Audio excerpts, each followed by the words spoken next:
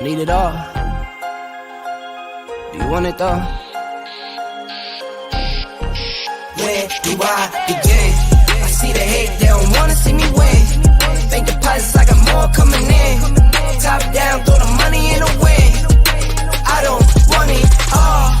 Heard he scammer, had to switch up the accounts. Moving paper, gotta call it my account. It's all in, I can have it coming out. Been through the struggle, I can see another drought. Yeah, it's not a purse, it's a merge. 6 figures was a goal, now it's 9 or a hearse. Put it work. Used to pull up, not swerve. No time for the snakes, trying to put them in the dirt. That's word. I gotta get it, it's in my DNA. You only see the highlights, don't know what it takes. Last year stressing, got no sleep. Now I'm right between the courts, I done nosebleed. Yeah, I see the hate, they don't wanna see me win. Bank deposits, I got more coming in. Top down, throw the money in the wind. I don't want it all. Heard he scammer, had to switch up the accounts. Moving paper, gotta call it my account. It's all in, I can have it coming out. And through the struggle, I can see another drought. Yeah, same circle, still the same gang. We just get to it, we don't gangbang. Lost some friends, to the same thing. Keep a low pro when we maintain. Find us in. Hey guys, welcome to Saturday night. You already know what's about to happen. It's the Finance Squad. I'm gonna say to you, if you're not watching tonight, you're not trying to get your money right. That's all I gotta say. We're talking about debt and who doesn't have debt. So let me bring in the Finance Squad because you know we're gonna use up every second of tonight. If you just started watching, you better start sharing because there's no reason why you're the only one getting debt free over here. All right, guys, let's bring it in. We got Forrest Santana and we got Mordecai. Guys, hello. What is going on? Saturday Night Live. That's what's going on. I feel like this is our own version of Saturday Night Live, right? Before Saturday Night Live starts, it's like, get your money right. Guys, I'm going to tell you the feedback has been so awesome about you guys that everybody just wants more of you and everybody wants to know, like, how can I really get connected with these guys? So I'm going to tell you guys for the last time, if you DM me, I will forward your information over. But if you're following me on Facebook, you know how to get to them. That's all I got to say. And if you go to the YouTube channel, you know that they're on, their information's there. You can always search for them. But these guys, all three have their own businesses. So that's the way you get to them so you can sit down one-on-one and talk about your finances. But tonight, we're going to keep it real. We're trying to get that debt. Okay? Right. Because Christine got debt. I'm very transparent. I don't even want to pretend like I don't have debt. I think I still might have some student loans on the books, but that's because I got 4 degrees. So, you know, you can have student loans and be 80. I just want to be clear. You can still have them. Don't play. Because until Mr. Right come along, I got to pay all this stuff off on my own. But even me, so when I'm asking these questions, guys, I want to be clear. I'm even asking for me too, right? And not just for the viewers. So before we get started, though, about talking about debt resolution, I need to find out, Mordecai, what have you been up to this week?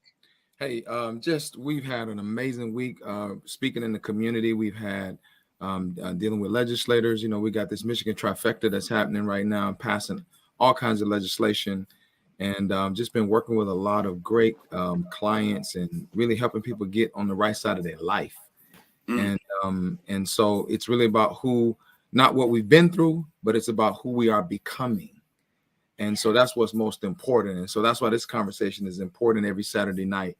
And really, you know, I turned 50 in January, so I'm really trying to reprioritize and spend more time with the fam, the wife, the kids, you know, and so that's important to me. So that's where a lot of my time is going right now. Oh, I love that. I think, you know, we talked about this on Real Talk with the Men, but I think it's so important as Black men. I'm so grateful. And by the way, these are my parents who's always with me. They're not with me, but they're with me. Yeah. My dad spent a lot of time with me growing up, and I'm very appreciative. And I think, you know, all my friends say to me, Christine, you have great work ethic.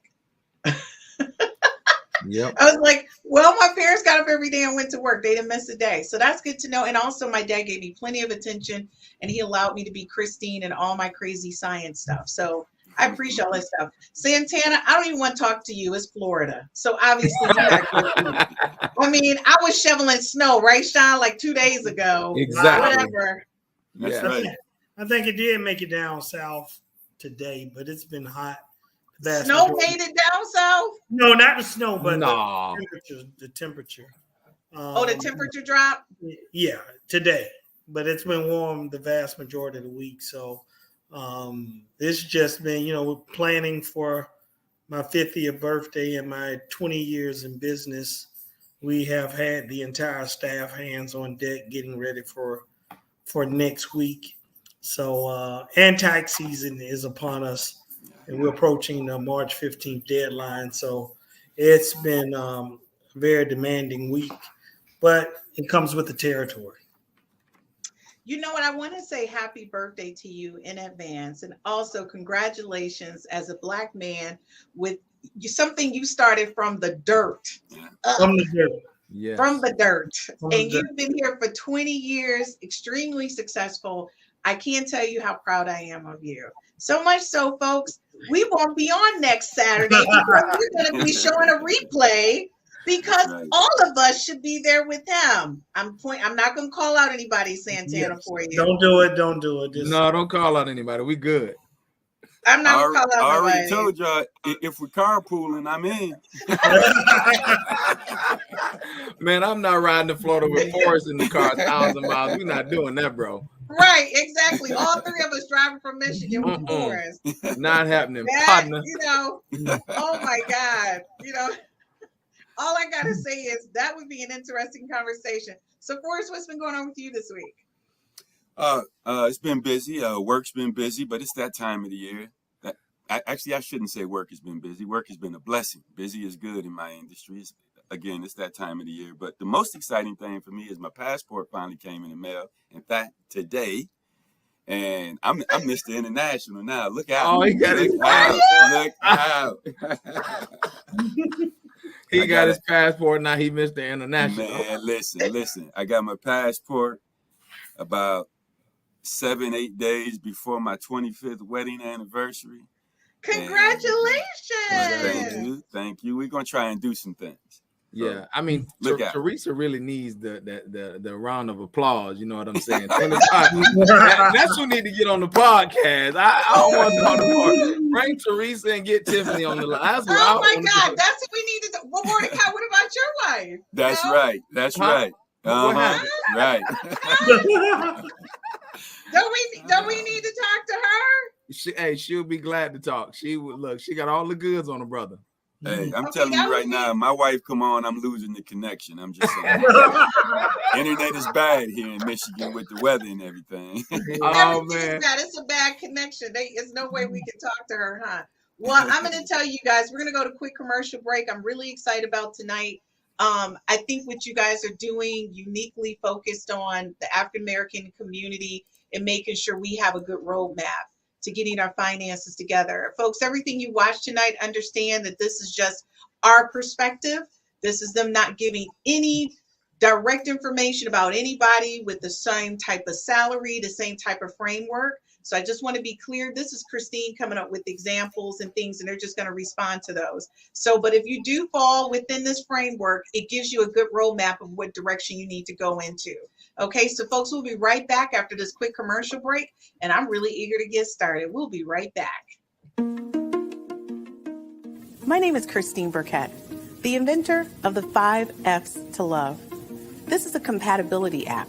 It's an app that gives you an opportunity to rate words that start with the letter F in chronological order of importance to you, to help you find your one true love, your soulmate, and the person you're going to spend the rest of your life with. So after you've taken the time to rate your F's in chronological order, you send a link to the person, you just met, or the person you've been dating for quite some time. Or maybe it's the person you've been married to for 30 to 40 to 50 years. And then you compare your top 5 F's to find out what things you have in common and things that you may perhaps need to work on. This is taking a simplistic perspective on how to find your one true love, your soulmate, the person you're going to spend the rest of your life with. And thank you for downloading the 5 F's app.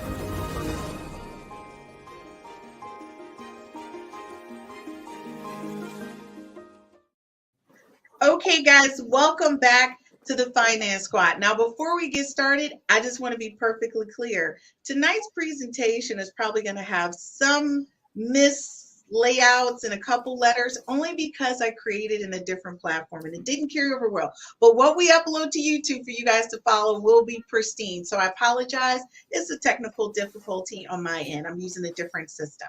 All right, guys, but needless to say, it's in English. And whatever letters are missing, we're going to spell it out. So I'm eager to get started because we got a lot to cover tonight. It's like our little roadmap to debt resolution. So folks, if you're looking at this for the first time, we're going to kind of go over in this first segment. If you missed it, which is really perhaps what could have happened, we're going to kind of go over what you guys should have gotten in the first segment. Okay. So real quickly, you know, guys, we talked about a lot in the first segment, and really, I don't know if a lot of people got a real good understanding what's needed in order to get this started. So I know we left off and we told them that they had to have what? What did you tell me they needed? Yeah, we told them that they need a budget. Like everything starts with the budget. The budget is the foundation of the conversation. The budget is the foundation of you achieving your financial goals. It's the assessment. We talked about that, right? The budget is the assessment. It's not a bad thing. It's just a point of accountability. And it helps us to be able to lay out some specific strategies in order to help people overcome, you know, some of the challenges that they're having. So got to have the budget. And that was one of our challenges, Christine, is that everyone would do. It was. Right? So folks, listen, nobody's picking on you. We just really need you to understand the importance of you guys focusing in on this budget, because everything that we talk about as it relates to debt is really focused on this budget going in the right direction, right? So guys, before we get into the slides, can you kind of walk them through the simple and then the detail? Because the suggestion was for everybody to just use the simple budget sheet, of which, by the way, guys, if you're looking at us on YouTube or you're looking at us on Facebook or LinkedIn, there's a link that says simple and the other one says detail. Those are the budget sheets that they're referencing. You just need to click that link and open those up. So if you can kind of go into more detail on that for me, Mordecai. Yeah, so we started off with the 10-20-70 budget, 10-20-70, and we had a conversation about how you take your gross income and how you break that out, like what you make, right? Your gross income, right? And how you break that out to begin to lay out your budget to see if your budget is in alignment or where you're out of alignment. And so Forrest had a great, scenario when we talked about the 10, the 20, and the 70. So, bro, when we got into this, we started talking about what's that 10%, so that everybody knows what's that 10%. What are we talking about when we say 10, 20, 70? Forrest, what's that 10%? That 10% would be a tithe. If you're going to use the 10, 20, 70, that 10% is going to be a tithe. So that's tithe. You talking about like TITHE, right? Correct. Tithe. Okay. Correct. Right. So that's giving, right? Or so would you say that's giving or saving, or what would you say? For me, that's a tithe, but I would call that giving. Giving. Got it. Yes. Got it. So what's the 20? So you're saying 10% of my gross, I should be prepared to give it away, right? Correct. So for you, absolutely, you give it away. What's in the 20? The 20% is that 20% is savings. And again, for me specifically, that's broken down into two categories. 15% is saving for me and my family. The 5% of that 20% is another part of my giving. So I'm going to take you back to the 10%. For me personally, for my household, that's a tithe. That's a tenth of our income. That's a tithe. That 5% that's coming out of the 20, that's what we're giving over and above the tithe. Got it. So we're talking 15% is in your mindset, 15% is giving, basically. Correct. Right? Correct. And so to walk me one more time, I got the 10 giving, and then I've got 20 that's saving. Santana, what's the 70?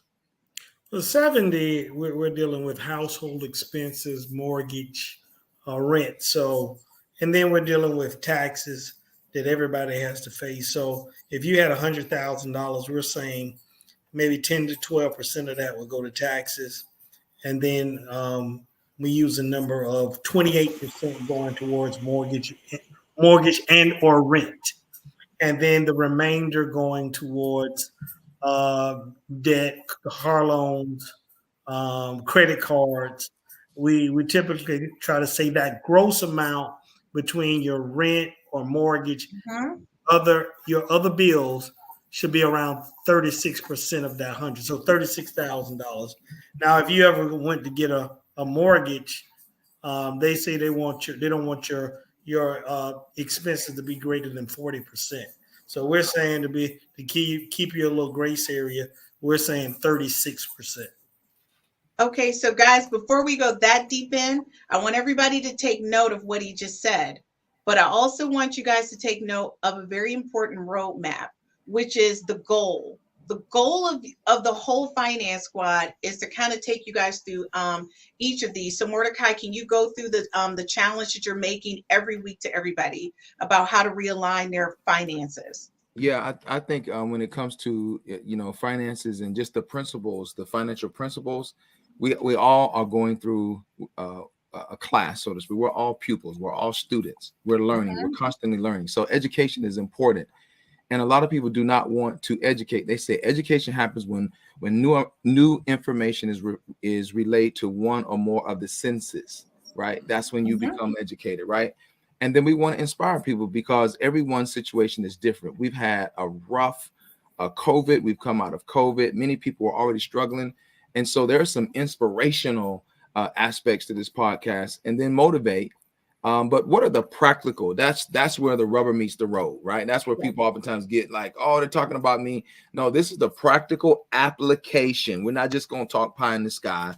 The application. Right. But then there's this part of the impartation where we're sharing personal stories about how we have been challenged and some of the things that we've experienced in order to be even on this platform to even, be blessed to share our experience. So there's some impartation, right? And that happens when we are honest and transparent and become vulnerable in this area that in our culture is taboo to actually talk about and be straight up for real. You know what I'm saying?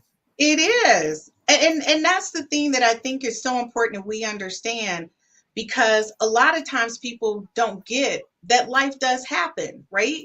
So when you look at this, guys, this is something that if you're just joining us today, kind of walk them through this, Mordecai, because this is life happening. This is the process of life happening in real time. So you guys need to pay attention. And so walk them through each of these levels. Yeah. So at the base level, what we talked about was establishing a budget, right? Establishing a budget. All we want them to focus on is that one word at the base level. We'll deal with the other stuff. But if you don't have a budget, we can't make an assessment. We can't develop strategies, right? And then you move up to level 2, which is debt resolution, right? How are you resolving the debt, whether it's credit card debt, other high interest loans, et cetera, right? How are you getting rid of that so you can free yourself up to live like you want to live, right? And then saving for retirement, also, and then how do you protect your income? We're going to talk about in a few minutes. You've got a married couple, but one income. What happens if that one person gets injured and they cannot bring, they can't work, right? You know what I'm saying? Who's going to pay the bills? How do you protect that income? And there's all kinds of different discussions about that. When do you want to retire, right? So saving for retirement. And then what about your children? Do you want your children to have options on what school they go to, right? So saving for education, and then really digging deep on the back end on wills and trusts and those kinds of things when we start talking about, passing on wealth and protecting the things. Because once you establish the budget, you're going to start building, and you're going to want to pass that on to your children, to the next generation. So we have to have that conversation. But everything starts at that base level with a budget. And it tells the truth about what has happened, but it does not say what is going to happen. Because you can shift that, folks. And that's what we're here to talk about tonight, is that you do have the opportunity to change and shift this conversation, because that's what a lot of us don't get. Like, you can change the outcome of what's happening in your household. So when you look at overall what those numbers are looking like, guys, this is a real conversation. And I'm going to go back to the house. But a lot of times people think they can't change. Like, I'm screwed up and there's no coming back from this. What do you guys say to somebody who thinks that there's no coming back from this? Like, I'm done. I've messed this up. What do you say to them? Can they do a restart for real? Yes, So yes, Absolutely. yes. You just have to start. I think a lot of times, we look at the obstacle and we say it's too big and we never try to attack it. And it's just day by day, changing your behavior, changing your Right. mindset. I mean, if you save $5 and you never saved $5 before, that's a start. So you got to start somewhere, and then it'll become easier as time goes on. But the hardest thing, we even know from a dieter, the hardest thing is to start. It's the start. And you just got to start. Just got to start applying the principles, applying what you've been taught, and then it'll get easier over time. And All right, I've been saying it from the beginning. I adopted this phrase a long time ago, or the saying, and it is, if it is to be, it's up to me. I believe vernacular is very important. Mhm. You will be what you tell yourself you're going to be. Period. Yeah, I agree with that. And every day is a struggle just for me to live up to my own expectations. I always tell people I'm not in a race to beat anybody else. I'm in a race to beat me. Yesterday's Christine, I'm trying to beat her in the future Christine that I mapped out, because all these degrees on this wall says I'm supposed to be doing something, right? Yeah. So, folks, we talked about this financial house, and I just want to say to you, I blew this up. And it's actually, believe it or not, it's in my office because I try to make sure I stay true to this. So Mordecai, kind of walk us through these bullets very quickly. Yeah. So the budget, even we highlighted that in yellow. The budget is important. We keep talking about that. And in that budget, there's a strategy for how you save and for emergencies. So we talked about saving for emergencies and how much of your income needs to be saved in order to protect you in case you want to make a life change or a career change, right? How do you protect your income? And that is a multi-layered conversation, right? Because all income is not the same income, right? Right. But the real thing in America is this debt, doing everything before time, right? That's what we said debt is doing everything before time. And how do we resolve that? That's the yoke around our necks. Right. Right. And that's what we're here to talk about tonight, everybody. That's the lack of ownership, right? You don't own anything, right? Someone else owns it, and you're paying small by small, as my African brothers say, bit by bit, right? So how do we resolve that? And then saving for retirement is important because tomorrow will come, right? For somebody, they say, oh, tomorrow's not promised. That's a lie. Tomorrow will come. And so the budget helps you to plan for what type of tomorrow you want to realize. And so sorry about that. That's where we are. And obviously, like for me, I have 4 children and, saving for their education. Now, when I was in my 20s, I didn't have the mentality, right? I thought that, my kids would take 100 years to become 18, right? I didn't know it happens overnight, 2 minutes, right? I didn't think that. So, you always think I got time. Yeah. And the next thing you know, you're at graduation. Here we are. And there's no plan. And that's very difficult to tell your children that you've been working every single month for the last 18 years and you did not save anything. That's a major conversation. That's why we're here tonight, because we know things get in the way. Yep. So as you guys look at this, these are the things that he's already talked about, which is the income protection, debt resolution, and saving for your retirement. This is an example of the simple budget sheet. Mordecai has covered this in the budget sessions and also in the beginning of debt resolution. This is what it looks like. So please click the link. Mordecai I don't think he even wants to go through this again, but he will probably in a later segment, right? And this Absolutely. is the detailed one for people who are like me. I'm over detailed. I want to make sure all my line items, as I say, line up. But again, folks, these 2 links are there. And so now we're back to Santana. Santana's about that money, honey, because he does taxes. So Santana, we're ready. We're ready for you, because this is your saying, which is doing everything before time. This is yes. It's a unique concept being in America, because it's almost like our total economic system is built on debt. So just the DNA of America is we've learned to do everything before time. And so unlike the federal government, who can continue to run debt up, as an individual, we have to at some point be responsible for the debt we have created. Mm-hmm. Yes. So as we've talked in previous sessions, is you don't get into debt until you have a way to get out of debt. Right. And I think everyone, we jokingly said that we in church we celebrate buying the car, but we don't celebrate paying it off. So there has to be some clear, concrete strategies when you get into debt, and it has to align with your budget. So if you're going to get a car, and hopefully you've already fulfilled your emergency fund, and then you have additional money at the end of each month, then that money should go towards your debt. Yes. But that's discipline, because most likely you want the nice car, then you want the nice purse, then you want the nice shoes, and then you want so the debt the lifestyle gets expanded while the debt gets expanded also. When it should stop talking about my pocketbooks. It should be the lifestyle. If the lifestyle has been expanded, your emergency bucket has been checked off. In addition, you're starting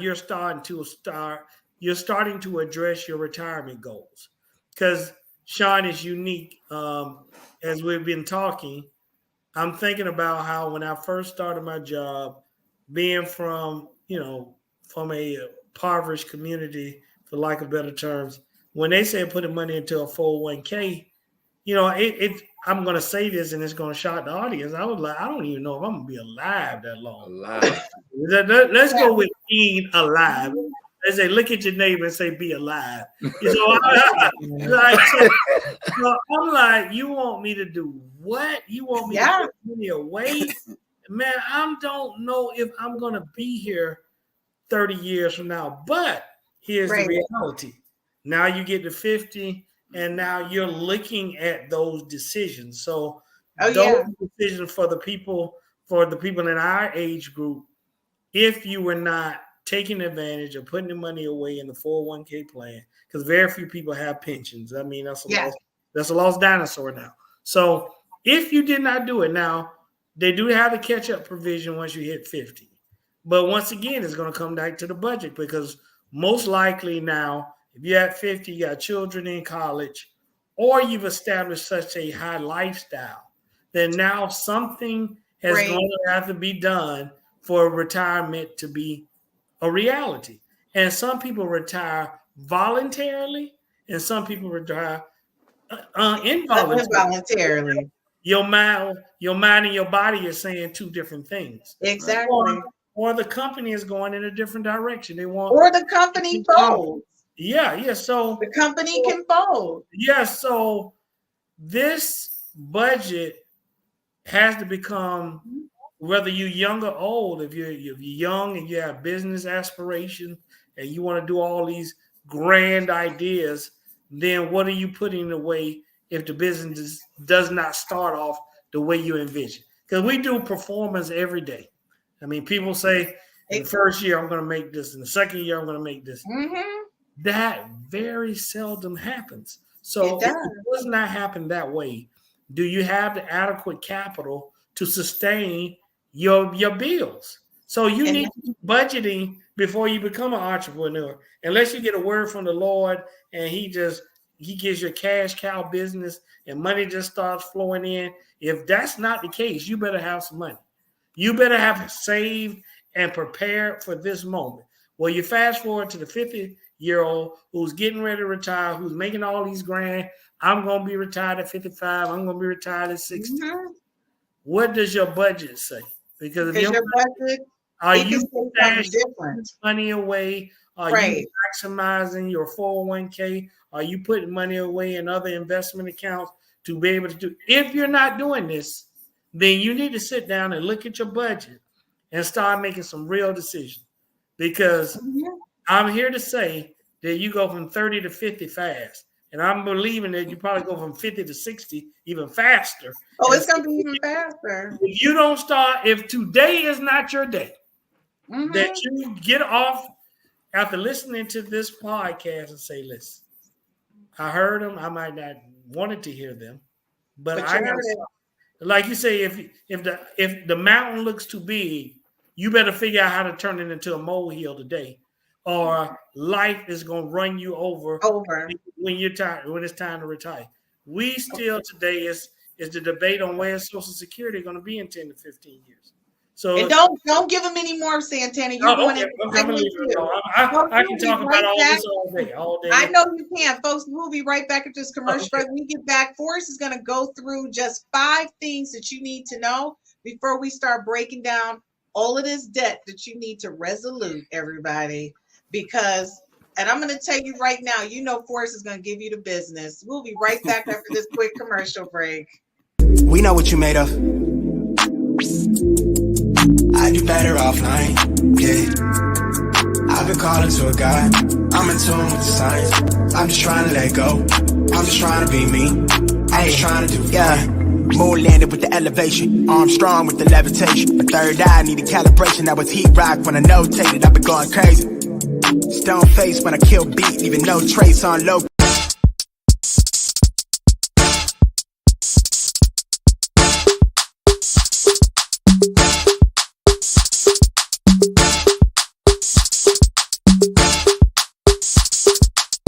Anderson ticket, talking Mazda for the biggest. That's a comma and a comma and a comma. Gotta get it. Anderson ticket, talking Mazda for the biggest. That's a comma and a comma and a comma. Gotta get it. I'm a comma and a comma and a comma. Gotta get it.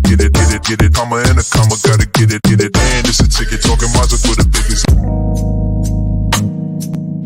Broken future. All the plans you made in your heart grew just to die.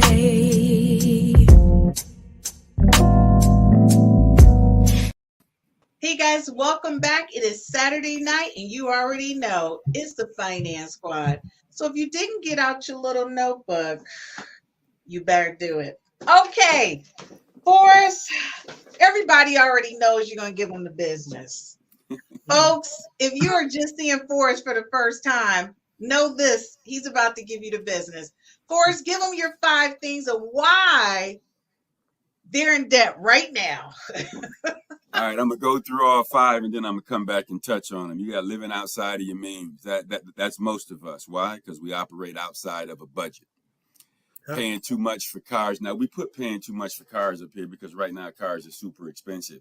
But this could very well also be paying too much for a house, paying too much for your clothing, paying too much for items that aren't going to give you the return that you're looking for. Credit card debt. It's usually how we pay too much for these things outside of a vehicle. Leisure spending. Yeah, adopting this attitude, I deserve something versus I earned it. And you earn it by saving money, setting money aside for it. And then no savings at all and no giving. I have listened to wealthy individuals, and I've read hundreds of autobiographies. And one of the main themes that individuals who have aspired to and reached places that I want to go from a financial perspective is they all talked about giving and how things really didn't turn around for them financially until they first started giving. I think giving is a very important part of what we do. That's why when you look at the 10, 20, and 70, the first thing you're doing is giving. That's first.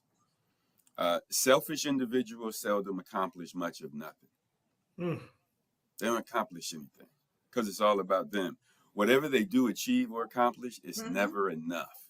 Never. It's always the next step, right? So those are the 5. Those are the 5 reasons why we find ourselves in this perpetual hole.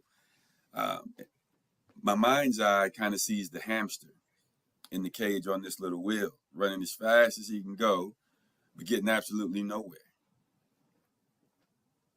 And I think that's a lot of people, they think they're going somewhere. And that's why I love that you guys did the breakdown of the components, right?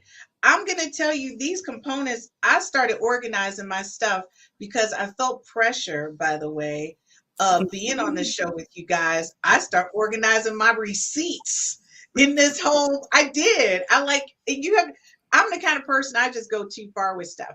So you guys have gone through this, and I'm just going to go through it really quickly because I want to go through now the debt resolution, the housing thing, which was the mortgage, the family, the giving you guys have talked about, transportation, leisure, consumer debt, insurance premiums, savings, and taxes. This is no joke, folks. When I say it, I'm going to be honest with you. Being on this show is really helping me get my stuff together. And if you guys are watching this and you're not getting your stuff together, we're going to do this one more time for you, because I'm going to tell you, this is like business. You guys have really showed me that my life is just like my business. I got to start focusing more on it. So when they've already broke down the 10-20-70, which is vital, everybody. So please don't. And if you don't understand, here's the example, because now we're about to go into it. You got a family of 4. This is a beautiful family. And by the way, folks, the slides, the content may be a little off a little bit because I'm using a different system than the system it was created on. So the formatting is off. But when we upload it to YouTube, all the formatting will be straight. And I promise it will be straight. So this is a family of 4 with 2 cars, a mortgage, and a stay-at-home mom. Okay. This is based on what Santana shared with you guys in the previous sessions in budget. And this is what they just went over about giving, savings, and living. Basically, they're living off $75,000, right, Santana? Correct. Okay, so if you're living off $75,000, we're going to walk through this pretend budget because, listen, folks, we already know the debt is mounting on you, right? Because all of this drama. The first thing we want to talk about, folks, they already told you about it.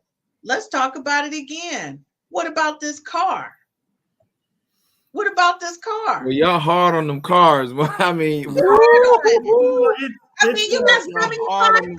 It's a real question, because if you bought a car right now, you're probably going to be at 7 to 8% interest rate.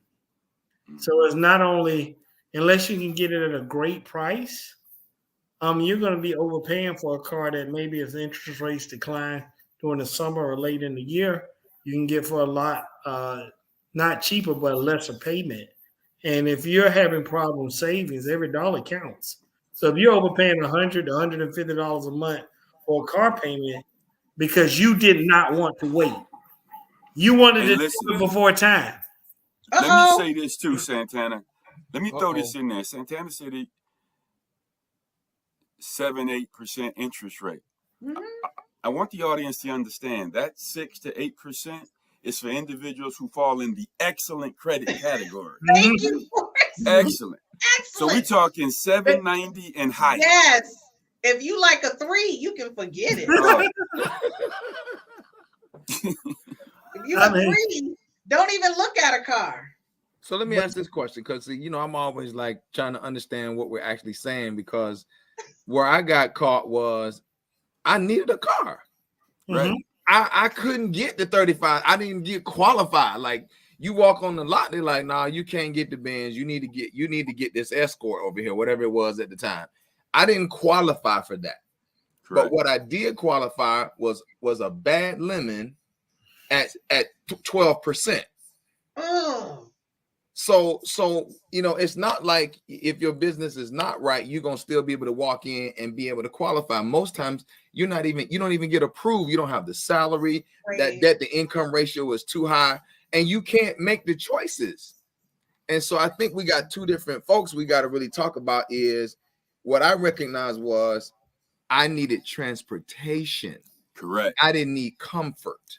Correct. So I had to change. Thanks, Mordecai. You're right. I needed so this was something I didn't have it saved, and I got to get to work, man. I got to get to work. Y'all talking crazy. I got to get to work. Mordecai, can I get a moped? Can I get a moped then? In Michigan, no. but thinking about this, Mordecai. Mm-hmm. Right now, every January through maybe mid-April, car lots pop up. Yeah. They pop up because there's a thought process that people are now going to get a windfall of cash called income tax refund. Yep. So whether you go to the auction, whether you go to the car lot, now here's what I'll give you credit. A lot of times when you buy these cash cars, you could be flirting with getting the lemon. That's right. So what I would recommend to the audience is if you have cash, then find you a good mechanic to go along with you to that car lot so that you can take the cash you've gotten from that refund, buy your car, make sure it's inspected by a credible mechanic, and drive that till you can afford to the interest rates. Also, to the interest rates have gone down because at some point they have the old adage, whatever goes up must come down. That's right. Yeah. So you got to think about, I mean, in the terms of cars have gone through a very vicious cycle in the fact that because of COVID, production was down on new cars. Yep. So this is one of the first times I've seen in my lifetime where a used car was just as expensive as a new car. Yeah. So, when you overpay for a used car, when the market resettles and corrects itself, you're going to have a car with great negative equity, which means in co-work, what that means in layman terms, you overpaid for your asset and you're going to be sinking water. So you'll never be able to go sell it and get your money back. You probably have to keep it till you take it to the junkyard, because at that point, you're not going to be able to pass the negative equity to another consumer. So you're going to be stuck with it. So buying right now is tough, used or new. But it would be better to get your cash car at a decent price, because when you go to a car lot with cash moves everything around us. Oh, so, for sure. When you have cash, you have more bargaining power than someone that's talking about doing financing. So all of this is nice. All this is nice. The first thing you need to do is sit down and have a courageous conversation with yourself. I need transportation.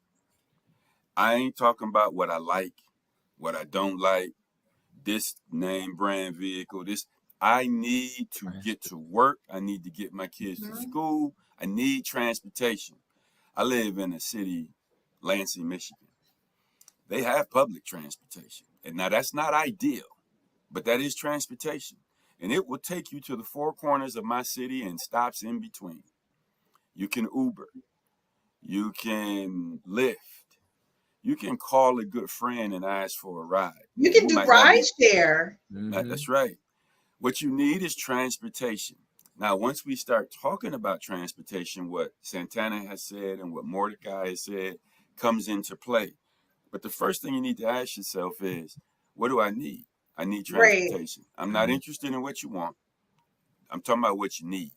What I need is transportation. And again, I go back to my own household. We had 3 vehicles. We got rid of them.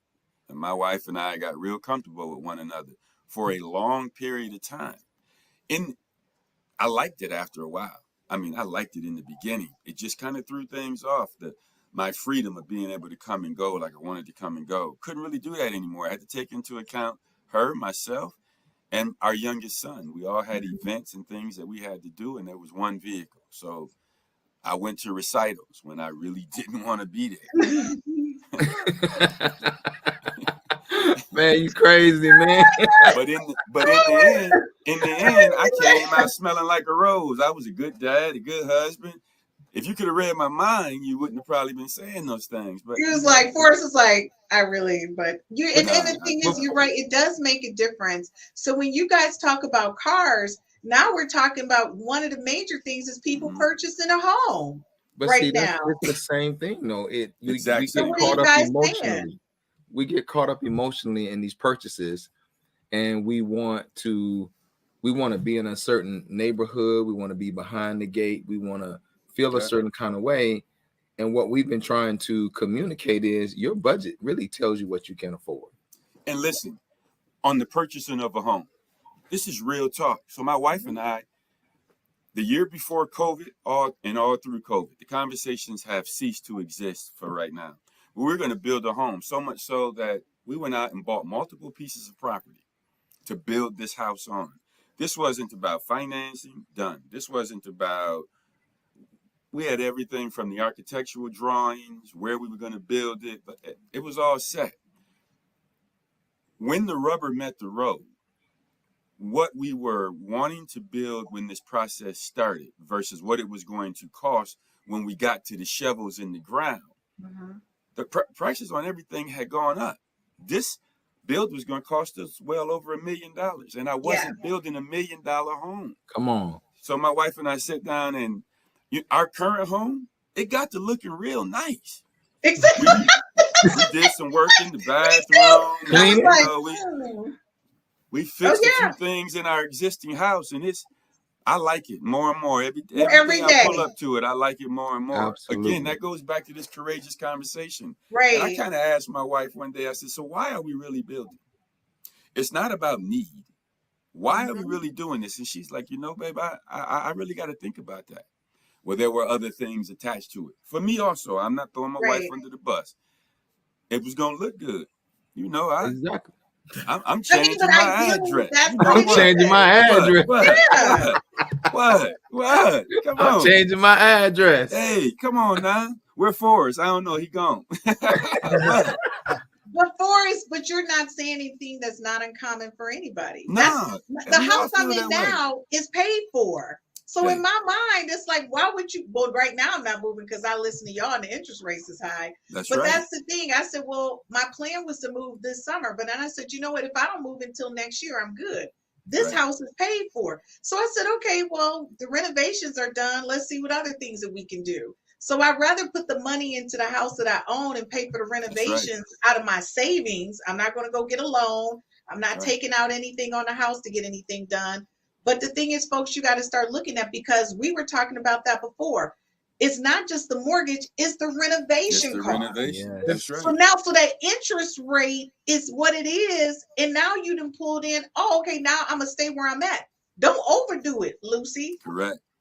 Make it nice, but do it within means, because Santana about to get on it. Part of the conversation my wife and I had on building, Santana talked about last week, an exit strategy. As the price went up, that changed our exit strategy. Yes. And the stress for me under the new exit strategy was no longer a good exit strategy. So we decided to stay where we were at. I'll give two examples. In 2008, I purchased a place in Sanford, and the bubble was in 2008. So it literally took me into the beginning of COVID to break even on selling it versus what I paid for it.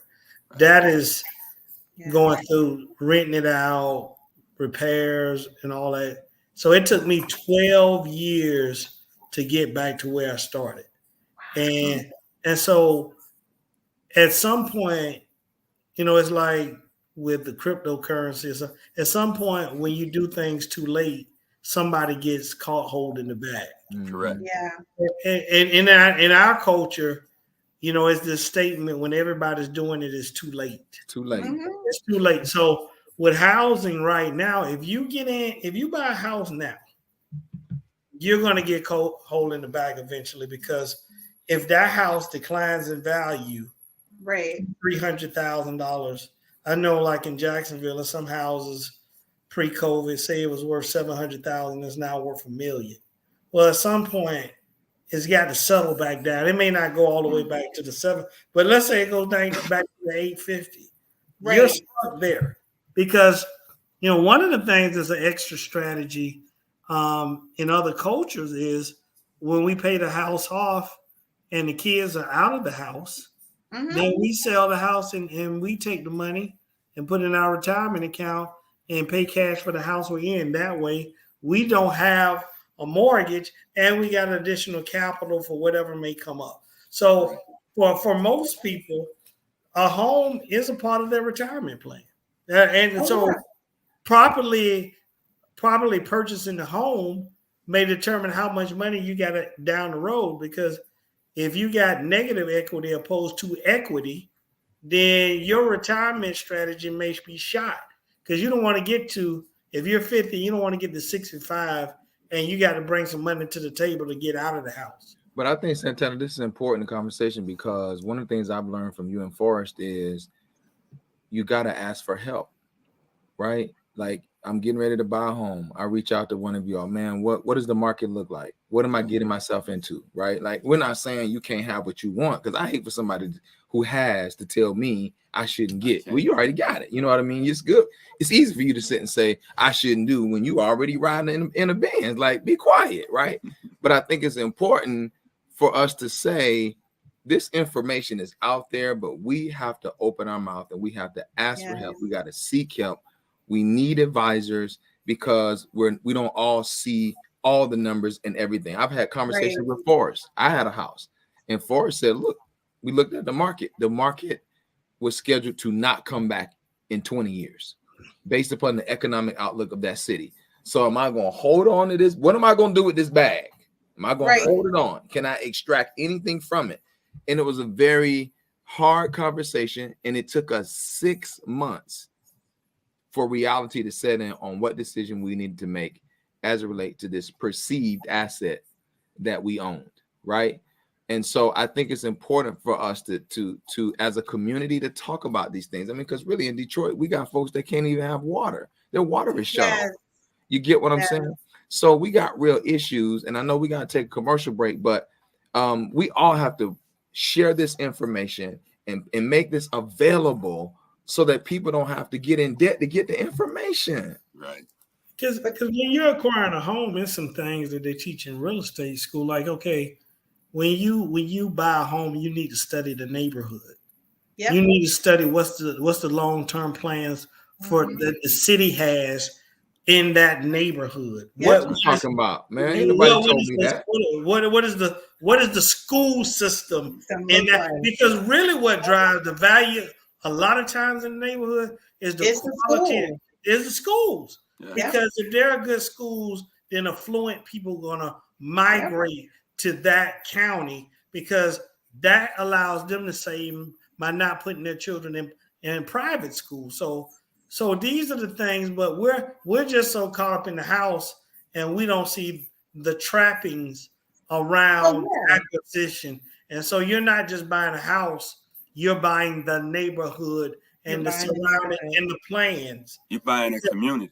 You're buying and so you have to study everything. And this is, if you go to City Hall and ask them, well, where are y'all going to build them? Are y'all building a mall in that area? Mm-hmm. When are y'all going to build a new school in that area? What's the expected growth in that area? Mm-hmm. Because all that determines the value of the home you acquire. That's right. So emotion can get in the way of you making bad acquisitions. I did want to say to you, Mordecai, that rich people make bad acquisitions. Absolutely. Mm-hmm. Wealthy people make good acquisitions. Mm-hmm. I like that, what you just said. The people that have money sometimes do emotional acquisitions. I mean, rappers, etc. Mm-hmm. And then they look smart, but really their money was able to mask the mistake. Mm-hmm. Exactly. But if they make enough of mistakes, they'll be poor again. So for a while, rich people look like they're so smart when they're making a lot of bad decisions. It's just they have enough money to mask the bad decisions. Their mistakes. Yeah. But it hasn't caught up with them yet. It hasn't caught up. But it does. So it does. How is that possible? So how's that possible, right? I know this is, a rhetorical question, but again, I think it goes back to everything we're talking about, following the Joneses, not getting the information. You understand what I'm saying? Mm-hmm. And so we have to put our community in a position where we can make wise decisions, and with that information, because I think, like, we have a statement, I don't know if it's true, you know better, you do better, right? And sometimes we just don't know that I can negotiate for that car. We just don't know that I could take Forrest with me as I'm looking for that house. And so it's a different conversation. It's a different way, but right? I think the overarching conversation beyond that is, if the interest rates are high, don't do anything. It's not worth it. Right. Okay. Or if interest rates are high, you do nothing. But if Santana is at the bank, he the bank manager. No, it don't make a difference. The interest rates is high. Santana can't negotiate. So here's what I have found: everything that we're saying is negotiable. That's what they say to you. Well, but everybody not paying the same interest rate. Everybody not. Think about how deep this is. When you go acquire a home, If the bank does not think the home is worth that, you They're will not gonna not give it be to getting you. the bank money. And this is Exactly. what I'm saying. In your example, what you just said with rich people and wealthy people, there are different avenues to make these acquisitions. Some people don't even go to the bank. You're They're not right. even using the bank. So the point I'm making is that people have other options that aren't available, but we sitting on here and we know some of these other options. So I'm just saying, like, But Mordecai, the average person, they don't have access Yeah. to those options. I know they So don't, we but don't. what I'm trying to put out is that there Yeah. are other options for people, but it all starts, as we've been saying, with the assessment, the budget. If you know what Oh you got yeah. to spend and you know what you got, and you Right. got good advising, then you can make a really, really wise decision and get the thing you want with the exit strategy. So all I'm saying is that Mhm. there are some people listening to us, they need a house, and they're going to buy a house right now, and they're going to pay too much for it because they need a house. No, And that's just the You reality don't of need a house. You want a house. They need You a I'm can shelter. go. saying No, you can go. You can go live with your mama. You they're can not go going live to do with that. your That's cousin. I'm just being You real can go about it. get. You gonna go get an apartment, but it's bigger than that. They're not going to And do that's that. the thing. And so I don't want us to get stuck on the house, because before we We're go not. on 4 minutes, I do want to cover the other things. So credit card is one thing, but one of the things that people don't talk about that is debt is having kids. Uh-oh. Is having kids. And I'm going to tell you right now, this can become a major debt, and you need to really understand, you got to strategize. I mean, for me, I put my kid through private school, right? And that was a choice. But what I'm saying is, when you got, number of kids, free education look good, but then that tutoring, that extra tutoring, then all them extracurricular activities, that money still adds up for the average homeowner. And then if you fall into a situation where your breadwinner gets sick, and you want to know how you get into debt where you feel like you're like underneath the water, this is it, on top of some of the things that we didn't cover tonight, which we will pick up, folks, on our next segment. But you talk about other potential debt. So when you think about that big picture, so now, Mordecai, we're back to the house. We're back to that car. No, you can't get a BMW. No, you can't live in that gated community. Somebody better get some birth control. You better lay off those credit cards. Planned Right? Parenthood. Planned Parenthood. Okay, honey, listen, this is real talk. If you already got 4 kids, if you got health care, brother man, we might want to get that tightened up, get them ropes tightened up. You already All got I'm rope. saying, You don't need no more. I Right? ain't saying Tighten up the nothing. rope. All I'm gonna say, I'm Christine, gonna is keep it family real. planning. Forrest and Santana are great at family planning, where you can have whatever you want, but it's about family planning. You want to have 4 children, then we sit down and have a nice conversation We have a about conversation. Oh, Listen though, it's definitely a conversation. that. Yeah. even with We're the already there. even with the family planning, okay, you still can't do everything. And here's what I mean. Right. And I'm always coming back to my household. So my wife and I had a conversation about taking our kids out of public school and putting them into a private Christian school. And that's what we did. From the time my youngest was in the 1st grade, maybe the 2nd grade, we paid tuition all the way through him graduating from college. And we paid cash for these things. Now, what did that do to us? That means we didn't move. Nope. That took the house Yep. off the table. That Yep. took brand new vehicles off the table. the I wanted my table. wife to have the experience of driving a brand new car, so we got her a brand new minivan. I even told him, don't drive the minivan to the dealership, flatbed it to the dealership. When it get here, if it's got more than 3 miles on it, I'm not buying it. It had 2 miles on it when it got there. I told her, I said, babe, I want you to enjoy this, and I want you to drive it till the wheels come off, because this is the last brand new vehicle we ever gonna have. And true to my word, that's the last one. Every car we buy is new. It's new to us. Right. It's brand new. That's my rule. It's new to me. Brand new. It's new to me. So again, we got to change the way we think and how we see Right. things. I would have liked to have. I had friends who bought a starter home, 2-3 years later bought the next home, and Right. we didn't do that. Yeah. We bought a home and we didn't leave that home for 12, 13 years. Yeah. We chose to spend our resources elsewhere. Yeah. And that was on educating our kids. And that's what he's saying is true. And I think, Mordecai, what you're saying is right. Reality is what you're saying. That's true. Yeah. People want what they want, especially if you're looking at you three guys and this person is in your circle and all of y'all got BMWs. He wants one. Even though he's not at the same level, he wants one. And those are the things, folks, that we're trying to say to you. I'll be honest with you. As a single mom, I couldn't do trips. My son went on trips with his friends at the private school. I did not go on a trip for like 19 years. My first trip literally will be this summer. That not going somewhere for business and it's hot and I got like a couple hours to lay on the beach. Like I'm for real going to go on a for real vacation and just be Chris, because I had to make sacrifices. I have not had a new car. I shop at consignment shops. So all my handbags, although they're fabulous, I've never gone to a store and got a brand new Louis Vuitton bag. Never.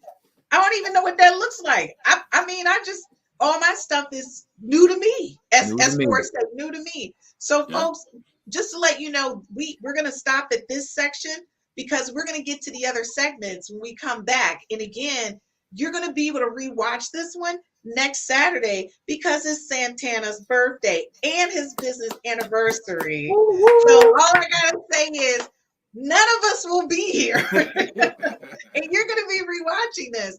But that's okay, because what we want you to do is watch the first session and watch this one second, and then go back and watch the last budget show. Absolutely. And make sure you click those links and do your simple or your detailed budget, because these guys are going to take off and it's going to go real fast after this. They are going to knock this out because, folks, this is very serious to them. They want to get everybody through this process. But the last thing that I'm going to say to you, and I'm going to let them give you all last words.